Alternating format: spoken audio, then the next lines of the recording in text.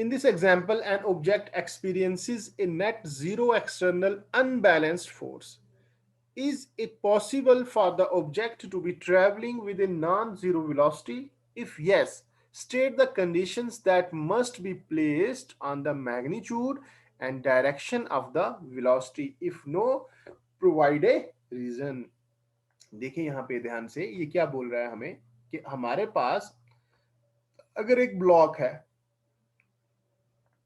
ये जो ऑब्जेक्ट ली हुई है हमने और ये ग्राउंड पे ऊपर रखी हुई है और ये ग्राउंड के ऊपर रखी है, इसके ऊपर एक्सटर्नल अनबैलेंसेस फोर्सेस लग रही हैं। मान लो इस डायरेक्शन में इसको फोर्स लग रही है एक F1, ये F1 फोर्स लग रही है और इस तरफ से इसको फोर्स लग रही है F2।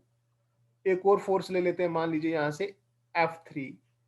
अब इन तीनों फोर्सेस का सम मिला के मतलब F2 और F3 मिला के किसके बराबर होंगे? F1 के, क्योंकि इसने बोला है कि इनका जो नेट है, F नेट की वैल्यू कितनी है? F net is equal to zero.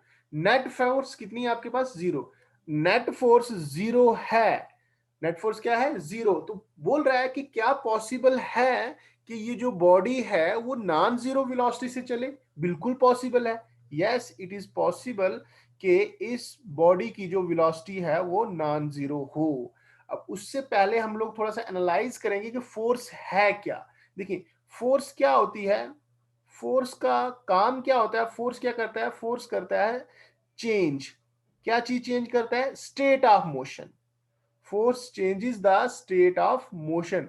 State of motion को चेंज करती है फोर्स। अब स्टेट ऑफ मोशन क्या होता है हमारे पास? ये जो स्टेट ऑफ मोशन होता है ये होता है वेलोसिटी। ये होता है वेलोसिटी। तो यहां पे फोर्स का क्या काम होगा?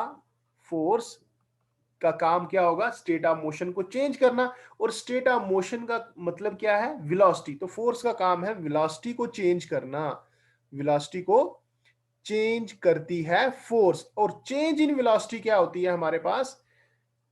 चेंज इन वेलोसिटी हमारे पास होती है acceleration, rate of change of velocity. मतलब क्या है यहां पे कि जो फोर्स है, फोर्स प्रोड्यूसेस एक्सेलेरेशन। फोर्स क्या प्रोड्यूस करती है? एक्सेलरेशन प्रोड्यूस करती है। और यहां पे ये जो सिचुएशन है इसमें नेट फोर्स की वैल्यू कितनी है? जीरो। यहां पे आपके पास जो एफ नेट है वो कितनी है? नेट फोर्स जीरो है। तो नेट फोर्स जीरो है तो मतलब एक्सेलरेशन भी क्या होगी? जीरो। अगर एक्सेलरेशन जीरो है, फिर ये बोल रहा है क्या ये पॉसिबल है कि ये नॉन जीरो वेलोसिटी से चले? बिल्कुल पॉसिबल है।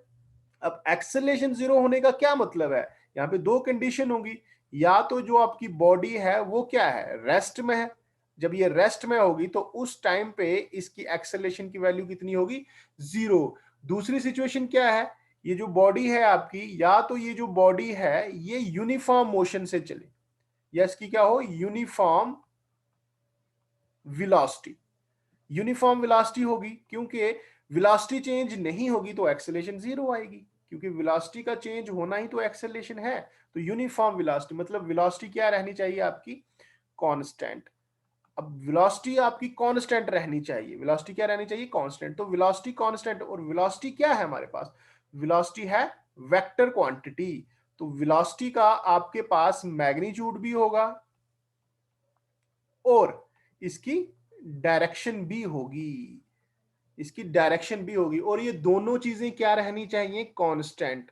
तो दोनों चीजें मतलब ये दोनों चीजें क्या होनी चाहिए? कांस्टेंट। तब जाके हम बोलेंगे कि वेलोसिटी क्या है? कांस्टेंट। तो मतलब इसका मैग्नीट्यूड भी क्या रहना चाहिए? कांस्टेंट। और इसकी डायरेक्शन भी क्या रहनी चाहिए? कांस्टेंट। तो ये हम बोल सकते हैं कि अगर एक बॉडी पे नेट फोर्स अगर जीरो लग रही है तो ये पॉसिबल है कि उसकी वेलोसिटी क्या हो सकती है? नॉन जीरो हो सकती है।